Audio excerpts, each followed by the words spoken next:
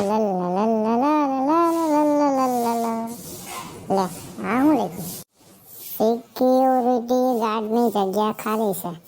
લે અમે હું નવરો છું, હાલ નહીં જાતો ઇન્ટરવ્યુ દેતો હોઉં. કામ લાગી કે નોકરી આવક તો થાય કાંઈક પીઝા બર્ગર ખાવા તો થાય. એ હું આવ્યું ઇન્ટરવ્યુ દેવા આવ્યું.